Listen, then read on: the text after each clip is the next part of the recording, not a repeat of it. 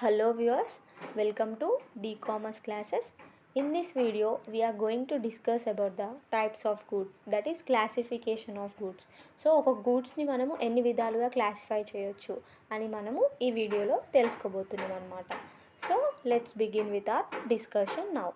So goods అనేవి మనకి first of all subject matter అనమాట. Subject matter of contract of sale. So మనం contract of sale only goods గురించే కదా చేసుకుంటాం. ఆ గూడ్స్ సేల్ లేనప్పుడు అసలు ఒక కాంట్రాక్ట్ ఆఫ్ సేలే ఉండదు. సో కాబట్టి గూడ్స్ అనేవి subject matter of contract of sale అని మనం చెప్పొచ్చు అనమాట. సో ఈ గూడ్స్ అనేవి మనకి 3 టైప్స్గా క్లాసిఫై చేయబడినాయి అనమాట. 3 టైప్స్గా మనకి క్లాసిఫై చేయబడినాయి. సో ఫస్ట్ క్లాసిఫికేషన్ వచ్చేసి ఎగ్జిస్టింగ్ గూడ్స్, సెకండ్ క్లాసిఫికేషన్ వచ్చేసి ఫ్యూచర్ గూడ్స్, థర్డ్ క్లాసిఫికేషన్ వచ్చేసి contingent goods. Okay, existing goods, future goods, contingent goods. Okay, మళ్ళీ మనకి ఎగ్జిస్టింగ్ గూడ్స్లో మనకి స్పెసిఫిక్ అని మళ్ళీ డివైడ్ అయ్యాయి, మళ్ళీ అసర్టైన్డ్గా, అన్అసర్టైన్డ్గా. సో ఈ 3 sub classifications under existing goods అనమాట. సో ఇప్పుడు మనము ఎగ్జిస్టింగ్ గూడ్స్ అంటే ఏంటో తెలుసుకుందాం.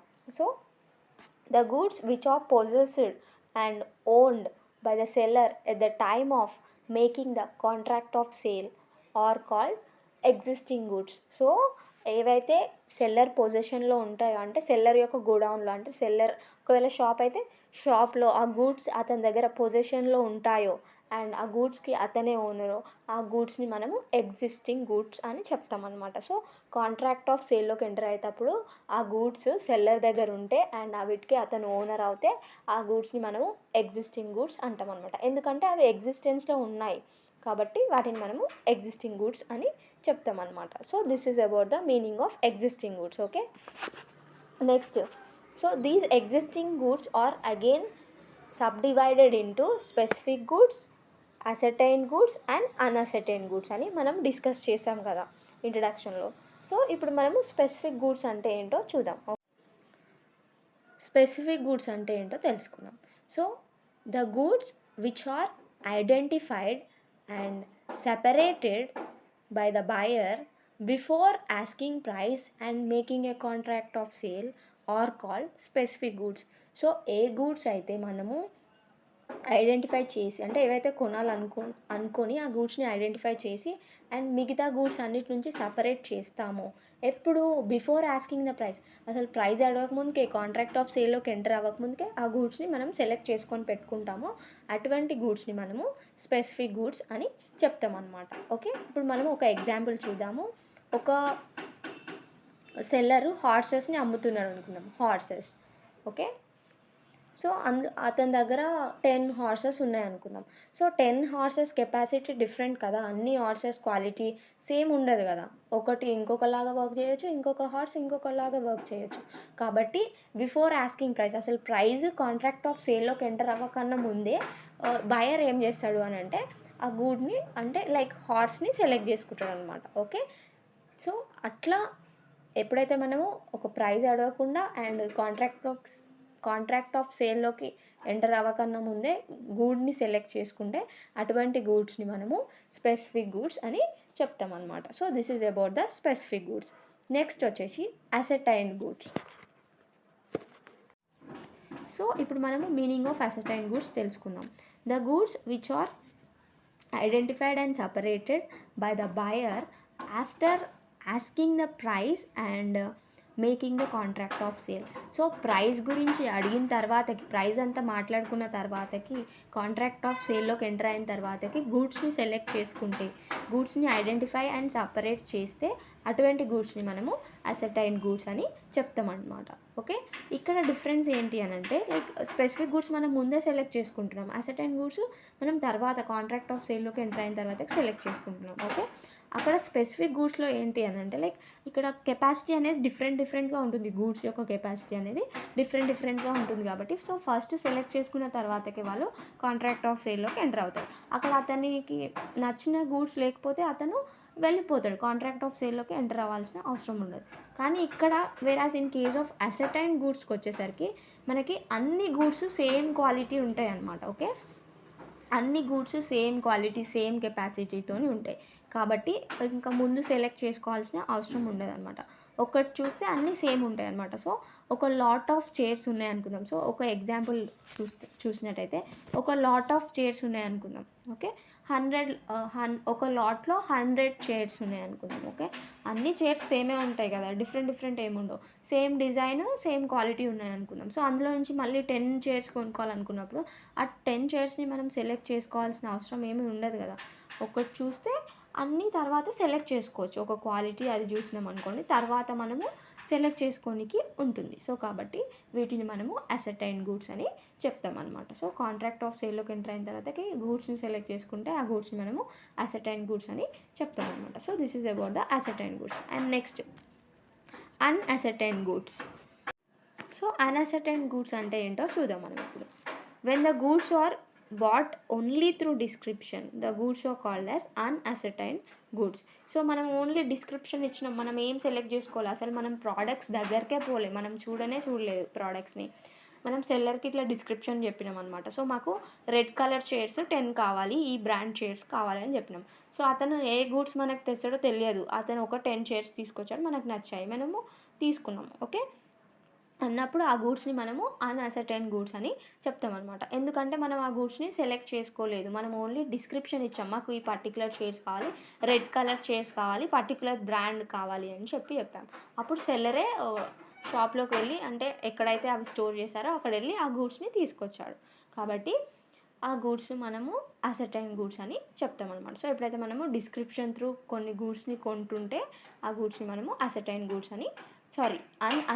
గూడ్స్ అని చెప్తాం అనమాట. So this is about the existing goods, specific goods, ascertain goods and unascertain goods అనమాట. సో ఎగ్జిస్టింగ్ గూడ్స్ అంటే ఏవైతే సెల్లర్ యొక్క పొజిషన్లో ఉన్నాయో ఆ గూడ్స్ని మనం ఎగ్జిస్టింగ్ గూడ్స్ అంటాము. అండ్ ఎగ్జిస్టింగ్ గూడ్స్ అనేవి మనకి మళ్ళీ స్పెసిఫిక్, అసర్టైన్ అండ్ అన్అసర్టైన్గా క్లాసిఫై చేయబడ్డాయి అనమాట. So this is about existing goods. Next will discuss about the future goods and then contingent goods. Okay, so future goods అంటే ఏంటో ఇప్పుడు మనం తెలుసుకుందాం. When the seller don't have goods in his warehouse but he makes a contract of sale to sell the goods which he is going to manufacture or produce or procure in future are called as future goods, and the contract of sale is like agreement to sell. Okay, so ఎప్పుడైతే seller దగ్గర goods ఉండవో కానీ అతను ఫ్యూచర్లో నేను produce చేస్తా లేదా కొనుక్కుంటా, అంటే procure చేస్తా వేరే వాళ్ళ దగ్గర నుంచి అని చెప్పి కాంట్రాక్ట్లోకి ఎంటర్ అవుతాడో అటువంటి గూడ్స్ని మనము ఫ్యూచర్ గూడ్స్ అని చెప్తాం అనమాట. ఎందుకనంటే ఇప్పుడు అతని దగ్గర లేవు, అతని పొజిషన్లో లేవు, అతను ఓనర్ కూడా కాదు, ఇంకా ఫ్యూచర్లో అతను మ్యానుఫ్యాక్చర్ చేసి లేదా అతను వేరే వాళ్ళ దగ్గర నుంచి ప్రొక్యూర్ చేసుకొని మనకి ఇవ్వాలి. సో కాబట్టి ఫ్యూచర్లో వస్తాయి కాబట్టి ఆ గూడ్స్ మనము వాటిని ఫ్యూచర్ గూడ్స్ అని చెప్తామన్నమాట. సో ఇక్కడ మనకి ఈ కాంట్రాక్ట్ అనేది మనము ఏ విధంగా తీసుకోవచ్చు అని అంటే అగ్రిమెంట్ టు సెల్ లాగా మనము తీసుకోవచ్చు. ఎందుకనంటే అగ్రిమెంట్ టు సెల్లో మనం ఏం చేస్తాము, గూడ్స్ పైన ఉన్న ఓనర్షిప్ని మనము ఫ్యూచర్లో ట్రాన్స్ఫర్ చేస్తాము అని చెప్తాం కదా. సో అలాగే ఇక్కడ గూడ్సే లేనప్పుడు ఇంకా ఓనర్షిప్ ఎట్లా ట్రాన్స్ఫర్ చేయనీకి ఉంటుంది. సో కాబట్టి ఇది కూడా ఫ్యూచర్లోనే మనం ఓనర్షిప్ ట్రాన్స్ఫర్ చేస్తాం కాబట్టి so this contract is like agreement to sell అని మనం చెప్పొచ్చు అనమాట. So for example A and B ఇద్దరు కాంట్రాక్ట్లోకి ఎంటర్ అయ్యారు, కాంట్రాక్ట్ ఆఫ్ సేల్లోకి ఎంటర్ అయ్యారు. ఏం చెప్పాడు అని అంటే నేను నీకు ఫ్యూచర్లో మ్యాంగోస్ సెల్ చేస్తా బి అని చెప్పి ఎంటర్ అయ్యారు కాంట్రాక్ట్లోకి. సో ఈ మ్యాంగోస్ అనేవి ఇప్పుడు ప్రొడ్యూస్ అవ్వవు కదా, మనం ఫ్యూచర్లో వాటిని ప్రొడ్యూస్ చేయాలి కాబట్టి ఫ్యూచర్లో వస్తాయి మ్యాంగోస్ కాబట్టి మనము ఫ్యూచర్ గూడ్స్ కింద కన్సిడర్ చేయొచ్చు అనమాట. సో అట్లనే వేరే గూడ్స్ కూడా ఏవైతే తర్వాత ప్రొడ్యూస్ చేసి మ్యానుఫ్యాక్చర్ చేసి ఇస్తారని చెప్తారో వాటన్నిటిని మనము ఫ్యూచర్ గూడ్స్ కింద కన్సిడర్ చేయొచ్చు అనమాట. So this is about the future goods. And next last వచ్చేసి contingent goods. So contingent goods అంటే ఏంటో మనం చూద్దాం. Okay, so these are the type of future goods the acquisition of which by the seller depends upon the contingency which may or may not happen. So contingent goods అంటే ఏంటి అని అంటే like ఇవి కూడా ఫ్యూచర్ టైప్ ఆఫ్ గూడ్సే, కాకపోతే అవి మనము produce చేస్తామో చేయమో తెలియదు కాబట్టి it is depending upon some contingency కాబట్టి సో వీటిని మనం కంటింజెంట్ గూడ్స్ అని చెప్తామన్నమాట. సో కంటింజెంట్ గూడ్స్ కూడా ఫ్యూచర్ టైప్ ఆఫ్ గూడ్సే అండ్ వాటి అక్విజిషన్ అనేది సో అవి సెల్లర్ దగ్గరకు వస్తాయా రావా అనేది అది మనము కన్ఫామ్గా చెప్పలేము. There is no certainty about the acquisition of that goods by the seller. So for example ఇప్పుడు మనం చూసినట్టయితే ఏ బీతోని కాంట్రాక్ట్లోకి ఎంటర్ అయ్యాడు. ఏమని అని అంటే లైక్ నేను నీకు స్పినాచ్ అంటే పాలకూర కదా. సో పాలకూర నేను నీకు ఆఫ్టర్ 1 వీక్ తర్వాతకి నేను నీకు డెలివరీ చేస్తా అని చెప్పేసి కాంట్రాక్ట్లోకి ఎంటర్ అయ్యాడు. ఎవరు అని అంటే ఏ బీతోని ఎంటర్ అయ్యారు. ఓకే. సో ఇప్పుడు ఇక్కడ కంటింజెన్సీ ఏంటి అని అంటే 1 వచ్చేసి ఇప్పుడు ఏ సి దగ్గర నుంచి తీసుకోవాలి ఆ గూడ్స్ని, ఫ్యూచర్ గూడ్స్ కదా. ఒకవేళ సి ఆ గూడ్స్ని ప్రొడ్యూస్ చేస్తుంటే అండ్ ఏ ప్రొడ్యూస్ చేయకుండా వేరే వాళ్ళ దగ్గర నుంచి కొనుక్కుంటుంటే సి ప్రొడ్యూస్ చేస్తున్నాడు కాబట్టి సి దగ్గర నుంచి తీసుకోవాలి. ఏ వచ్చేసి సి దగ్గర నుంచి తీసుకోవాలి లేదా అతనే ప్రొడ్యూస్ చేయాలి. ఓకే. ఇక్కడ కంటింజెన్సీ ఏంటి, అక్కడ అతను ప్రొడ్యూస్ చేయగలగవచ్చు, చేయలేకపోవచ్చు. ఇప్పుడు స్పినాచ్ అంటే లీఫీ వెజిటేబుల్ కదా. ఇప్పుడు గ్రో అవుతున్నప్పుడు వాన వచ్చింది అనుకోండి, సో అప్పుడు అదంతా పాడైపోతుంది. సో అప్పుడు అతను డెలివరీ చేయలేడు. సో కాబట్టి ఈ కంటింజెన్సీ అనేది వాన వస్తుందా రాదా అనేది ఇది కంటింజెన్సీ అనమాట. వాన వస్తే అతను డెలివరీ చేయలేడు, ఖరాబ్ అయిపోతుంది. వాన రాకపోతే అతను డెలివరీ చేయగలుగుతాడు అనమాట. సో ఇది కంటింజెన్సీ. వస్తుందా రాదా మనకి తెలియదు కాబట్టి so this type of goods are called as contingent goods. Okay. And ఇంకొకటి ఏంటి అని అంటే ఇప్పుడు సి దగ్గర నుంచి అతను తీసుకోవాలి. ఒకవేళ అతను ప్రొడ్యూస్ చేయట్లేడు, వేరే వాళ్ళ దగ్గర నుంచి తీసుకొని బీకి అమ్ముతా అన్నాడు అనుకుందాం. ఒకవేళ సి డెలివరీ చేస్తేనే కదా ఇతను బీకి డెలివరీ చేయగలుగుతాడు. అంటే సి డెలివరీ చేస్తాడో చేయడో కూడా తెలియదు. సో కంటింజెన్సీ ఉంది అక్కడ. సో కంటింజెన్సీ అని అంటే సర్టనిటీ లేదు. ఇప్పుడు గూడ్స్ ప్రొడ్యూస్ అవుతావో లేదో తెలియదు, అతను డెలివరీ చేస్తాడో చేయడో తెలియదు. అంటే ఇట్లా సర్టనిటీ లేనప్పుడు అంటే 100% మనం షూర్గా చెప్పలేనప్పుడు సో దాన్ని మనము కంటింజెన్సీ సిచ్యువేషన్ అని చెప్తాం అనమాట. ఆ సిచ్యువేషన్లో ఇన్వాల్వ్ అయి ఉన్న గూడ్స్ని మనము కంటింజెంట్ గూడ్స్ అని చెప్తాం అనమాట. So this is about the meaning of contingent goods. And with this we have completed the classification of goods, that is type of goods manaki complete ayyayi. I hope that you are clear with the concept. And if you have liked my explanation and think that you have learned something from this video, please like, share and subscribe. Thanks for watching.